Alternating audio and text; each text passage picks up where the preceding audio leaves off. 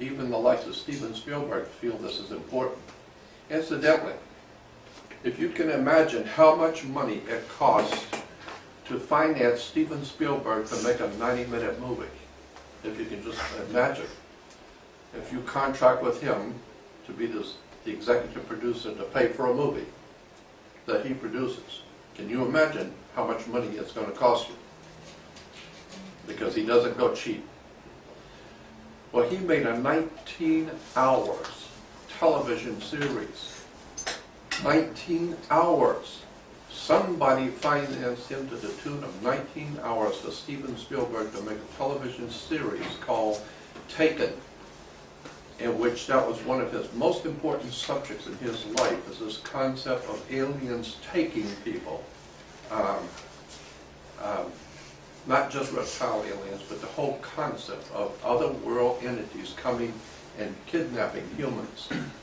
And so it was called Taken. Well, the movie Taken was actually comes from a book by Dr. Karla Turner, a lady doctor, who was probably the best UFO researcher in the world. As far as I'm concerned, she was top of everybody, all the best UFO researchers. But Dr. Karla Turner was, in my opinion, she was a doctor, some kind of a doctor before, but she got into the alien abduction subject, and her work was just phenomenal. I mean, she did some serious work on this whole subject of alien abduction. And she began to get into the connections between the U.S. government and alien presence, and how the U.S. government is working directly with the aliens. Soon after that, she was found dead, and her husband died later. Immediately after that came out, after she started talking publicly about the fact that the U.S. government is dealing directly with aliens and allowing these aliens to kidnap children, to kidnap people, kidnap humans, and are using them for experiments, she was found dead. And we know that our government knows about this situation and is actively involved to the level of carrying out covert and illegal actions against its own citizenry. No matter what the truth ultimately proves to be, we have to go for it. I mean, without it, we're like children playing with shadows. And we're ignorant, and we're certainly unempowered to deal with and confront whatever the real entities are behind this masquerade. To take it all at face value is foolish. To take none of it at face value is ridiculous. Investigations into this field there cannot be anything more important for us to be doing right now than to dig past our wishes, dig past our fears, and dig for objective reality and understanding. Well, that's the sermon for this morning, folks. What I'd like to do with the rest of my time is to show you and make brief commentary on some of the illustrations and photographs from the women in Taken, and I'll ask the gang over there in the corner to start the video. And before you do, Craig, just a moment. Most of the video is of slides, of photos and drawings. At the very end of this, however, is an excerpt from a videotape one of the women in Taken made when she was having extreme military aircraft activity over her rural cattle ranch in Tennessee. And I might point out that mysterious deaths and cattle mutilations on that area during this time corresponded to those in Alabama that Linda has made us all familiar with, and none of which were explained. Even when there were no mutilations, the dead cattle were simply, all they could find was unknown toxicology, and it led in a year's time to a loss of $11,000 worth of cattle. So this is something pretty big for the family involved here. So there will be a little bit of video at the end of this. So Craig, let's go for it.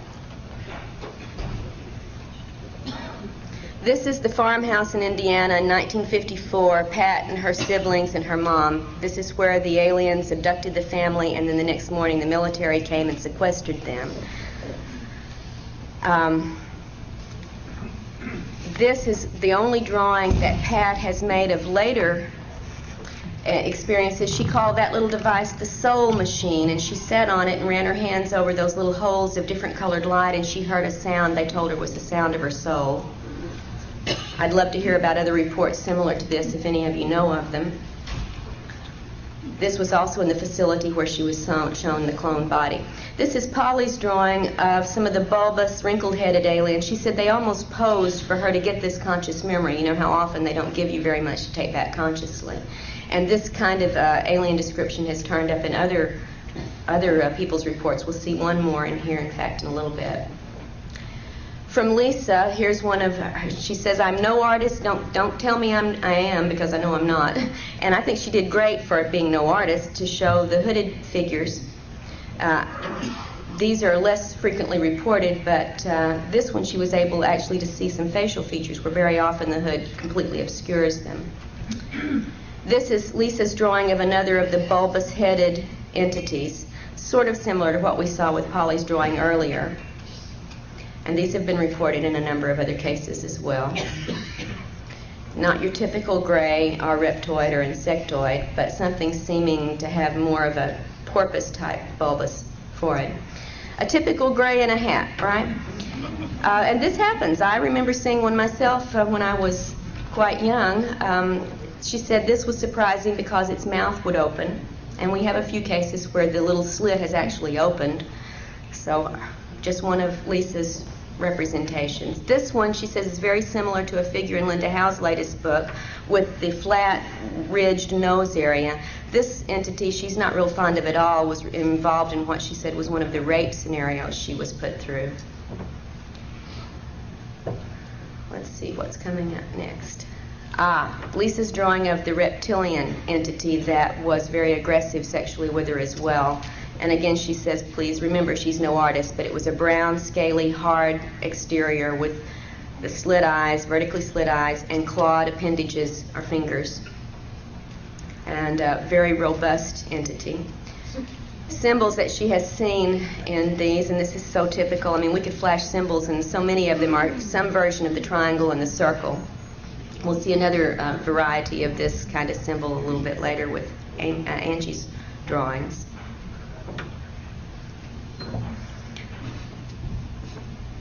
From Anita in Texas, this is a drawing of what she called the tan ones, and she makes a very big distinction between the tans and the grays. She said the grays could care less about us. They're very official or impersonal, but the tans seemed to go to a great deal of trouble to make her want to love them and to elicit love from her. She remembered at one point patting it on the face and saying, too bad it's not real. This is the drawing from Anita's granddaughter who lives with her of what she said were the mushroom men who had come into her room one night. These, however, she said were no more than maybe 1.5 feet, 2 feet tall. You note the drawing details that she has included in 4 fingers and so on. Here's Beth's drawing in Puerto Rico of one of the doctors on board who dealt with her and her entire family in 1978 when they had a massive abduction. Jorge Martinez investigated a lot of this case. But it's only been reported in Spanish so far, so except for what we haven't taken. Widow peak hairline, very typical reported humanoids. When Beth recalled being taken by the military to a desert area where there was an above-ground compound area, much like what Ted described, being then taken again underground through this adobe or old-type structure into a room with military where she said 2 men in astronaut suits made a presentation here in this underground room to her and a number of other military people who had her there. And she was there not by invitation, but by duress. So very similar to what Ted had remembered from the mid-'80s event in Albuquerque. We don't know where these facilities might be, but, you know, Kirtland's not that far away. Here's the area of the rural cattle ranch where the mutilations and unexplained deaths have occurred. And you're going to see video from this area of overflights. I just wanted you to see how remote this was from any, you know, highly populated area. One of the unexplained deaths, this was not a mutilation, it was the report from the vet was unknown toxicology, and there were a number of other cases both in the Tennessee and Alabama area during this time. But there were also mutilations among the cattle on Angie's property. There's one that seems to be almost an interrupted mutilation. I'd love to get Linda's analysis of this. You see a triangular patch of skin has been cut but not taken off yet. The jawbone has been cleaned. It's like something either was human activity mimicking alien mutilations or an interrupted mutilation of some sort on a calf there. Angie's fetus, after an alien implant that she later miscarried, she actually retrieved the fetus, but under control, of course, took care of making sure it did not, well, it was retrieved by aliens, she believes, the day later, but she saw the size of it and the features of it. She said when they came back to induce the miscarriage that this was the instrument, the long instrument that was used to induce the miscarriage vaginally, and this little container was, she said she had no idea what the little container was for, but she did remember that also being present on the bed in her bedroom when they came to cause this loss of the child. And finally, Amy's drawing of some of the helicopter harassment that has plagued her and her family ever since she made contact with me and began working on exploring her case. And of course, many of us, including our family, have had this over and over and over. Amy's had a lot with the helicopters. Angie's had a lot with numerous military flights. So give a listen.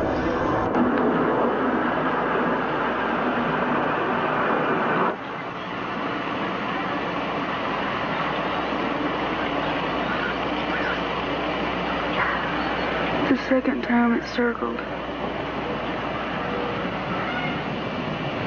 It's February 22nd, 1:35 p.m.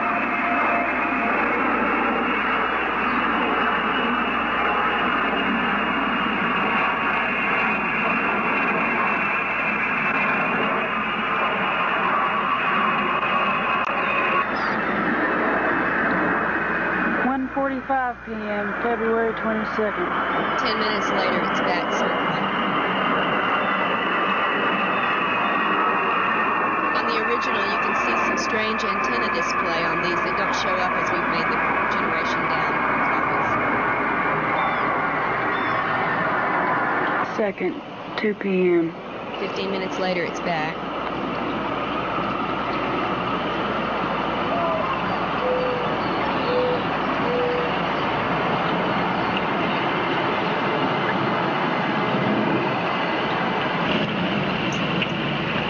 (2:15 p.m., February 22nd. 15 minutes later, it's back.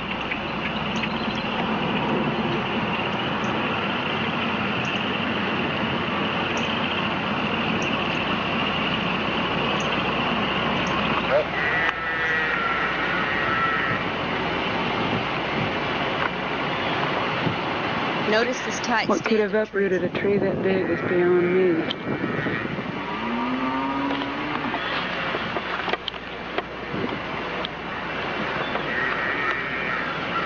February 23rd. This is the day after the repeated overflights. There had been rain, but no storm that night.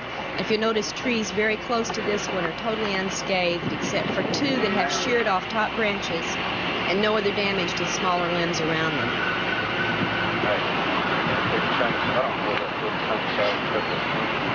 Perhaps it's just coincidental, but it was the day following all of this activity, so she wanted to include it in case there was a relevance.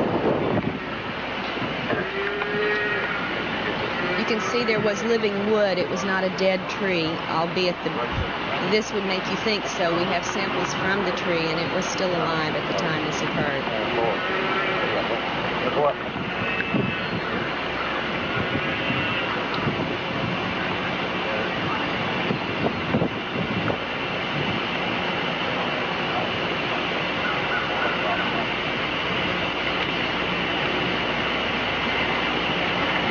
See, the tree that close to where it was uprooted is totally untouched. But there was a cut-off branch on this top of this tree, and you see no damage to the smaller limbs around it, and the same with a second tree right there.